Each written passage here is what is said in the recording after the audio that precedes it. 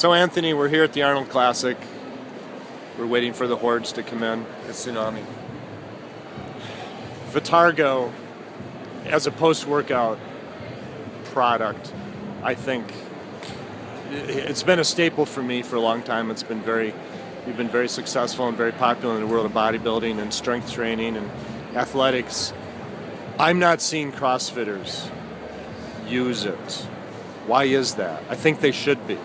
Well, we've been a student of the CrossFit community for quite a while, and what's a very interesting phenomenon is, of course, in the core, the axis of CrossFit is the whole notion of paleo or zone dieting. And when you go paleo, because of the paleo principle by Eaton Connor, then Cordain, and Rob Wolf, who was one of Lauren's students, is this notion of eating like the Stone Age, and that would be grain-free. Right. So when you talk about Vitargo or you talk about carbohydrates, it's a very different discussion for a CrossFitter. And yet if you look at some of Rob's most recent postings, he's talking about the fuel demands when you're doing training or when you're doing CrossFit competition.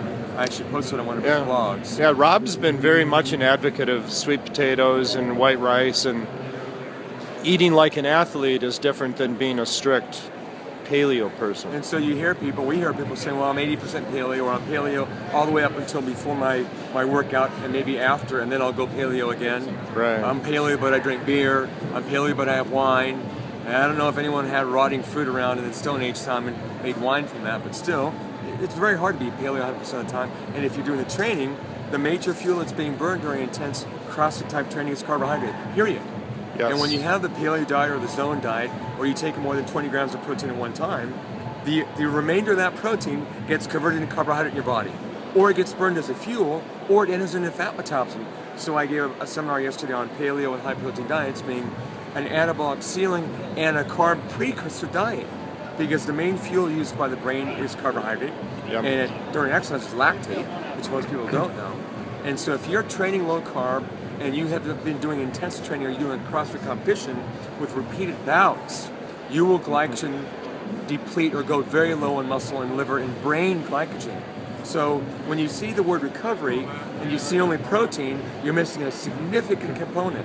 So it doesn't matter where you get your carbs from, but if you want to be strategic, then we believe, given all the university proof on Vitargo, it is the best post and pre-fuel and before intense training or competition to make your brain happy. In my experience, the elite CrossFitters are not paleo.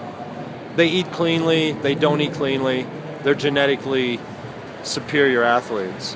Why aren't they using Vitargo? But I think, to answer your initial question, it's a matter of time. So we're sponsoring now, I think, 4 or 5 CrossFitters. Maybe a couple will go to regionals, maybe 1 or 2 will go to the games.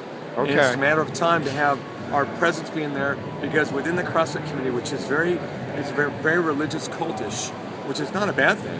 I mean, anything, bodybuilding used to be a cult, now it's just been mainstream.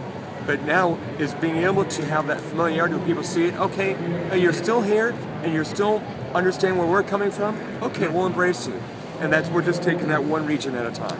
Break down for me a little bit for the people who hear you say Vitargo. They hear me say Vitargo. They're going to go, what the hell is that? So Vitargo, it's a trade name. It's like, what's Coca-Cola? If you didn't know what it was, what the heck is it? Right. What's Intel? It's a trademark. So Vitargo is a patent starch extract. Uniquely, I would say we're the only company in the world that makes a sport nutrition product. We test for banned substances by the #1 lab in the world, and we test for gluten on each batch after it's been made. So just because it doesn't come from a glutinous grain does not mean it's gluten-free. Somebody can make a mistake. Absolutely true. Domestic bioterrorism, or we put some gluten in that because we don't like you. But Vitargo is a fraction of starch taken out of now barley starch. Gluten. But gluten is a series of proteins. If it's protein-free, it has no gluten. We confirm that with the gluten testing. And it has been shown in multiple university studies to be the fastest fuel compared to the fastest generic carbohydrate, maltodextrin.